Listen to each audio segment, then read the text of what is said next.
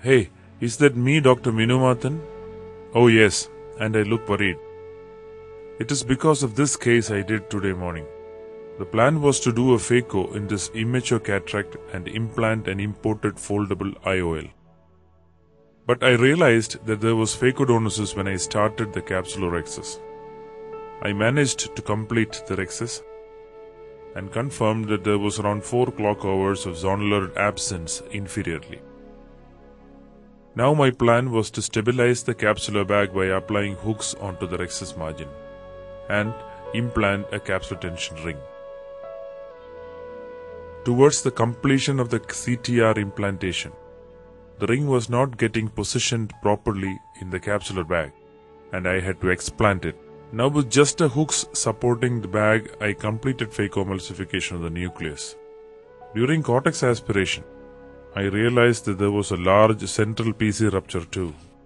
So due to the large PC tear and inferior absence of zonules, I proceeded to do an anterior vitrectomy and implanted an anterior chamber IOL. So many things went wrong. I was worried and tired and fell asleep sometime later.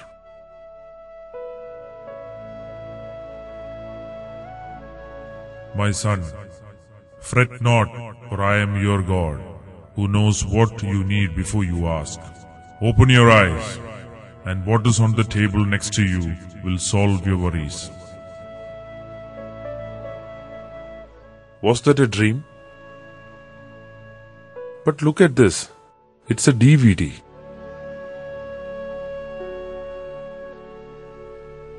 Let me see what God has to tell me. This is a critical evaluation of today's case to identify where and how things went wrong, and some suggestions for better outcomes.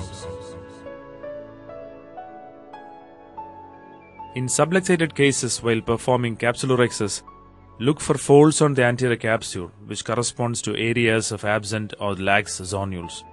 In the absence of good red glow, always stain the capsule with trypan blue. Without an intact capsulorhexis, stabilization of capsular bag and phacoemulsification are literally impossible. For capsular bag stabilization, specialized capsular hooks with longer ends are available for application at the rhexis margin. But iris hooks are also good enough. Now let's see the crucial step which went wrong. The CTR was pushed too fast and forcibly against the equator of the capsular bag. Trailing part of the CTR was not getting placed well into the bag.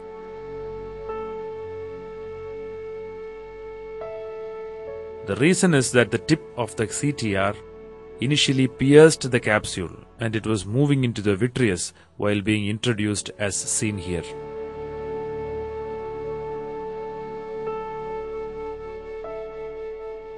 So ideally, the ring is introduced through a paracentesis or the main wound opposite to the area of zonular dialysis. After making sure that the leading end is under the capsulorhexis margin, the push should be gentle, slow and more importantly against the wall of the corneal incision.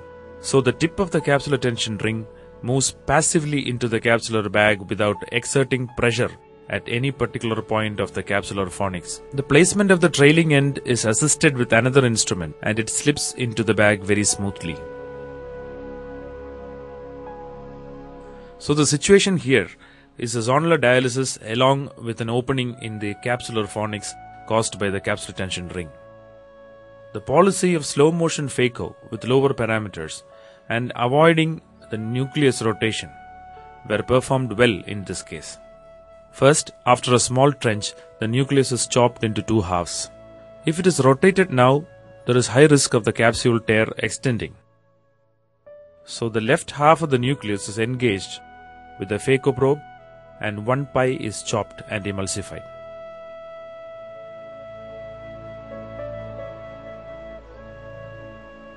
Now there is some space available in the bag. Into that space, the rest of that half of the nucleus is pulled and further chopped.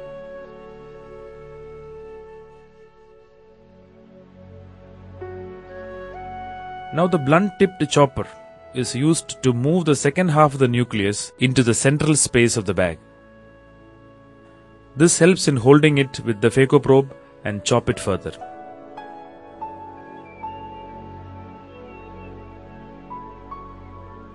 The capsular bag is half empty now. The rest of the nucleus is further moved into the empty space with the chopper, avoiding rotation to facilitate phacoemulsification.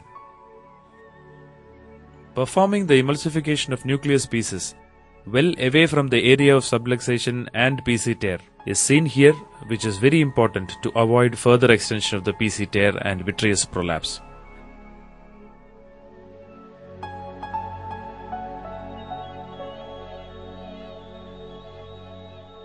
Another important step here is filling the anterior chamber with viscoelastic before withdrawing the irrigating instrument, which maintains the anterior chamber deep and avoids vitreous prolapse.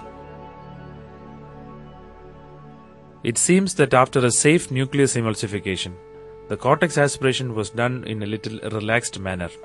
Here we can see the aspiration port turned down towards the PC, ending up in catching the PC with the aspirating probe. See the wrinkling of the PC here. In a normal case, when we see wrinkles on the PC after it gets caught in the aspirating port, if we immediately stop aspiration and hit the reflex switch on the foot pedal, the capsule gets released and a tear can be avoided. But in this case, already there was a tear in the fornix of the bag, which was ripped larger by the aspiration port's pull on the capsule. As a result, the opening in the PC has become much larger, involving almost the whole of the central area with wrinkled up capsule seen on the side.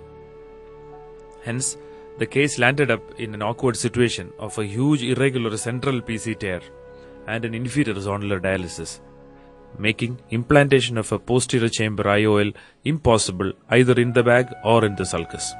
Removal of the remnants of the capsular bag along with the bimanual automated anterior vitrectomy is the safe way to prepare for an anterior chamber IOL implantation.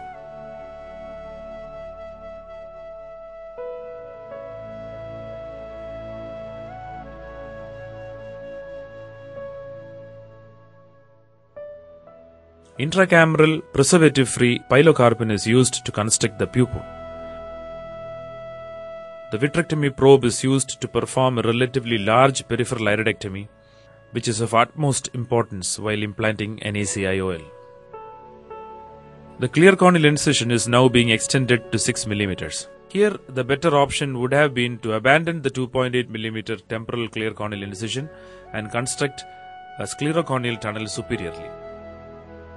While implanting an ACIOL, confirm appropriate sizing by measuring the white-to-white diameter, avoid iris tissue tuck and retain the pupil round with no vitreous in the anterior chamber, and make sure that the vault of the anterior chamber IOL faces towards the cornea.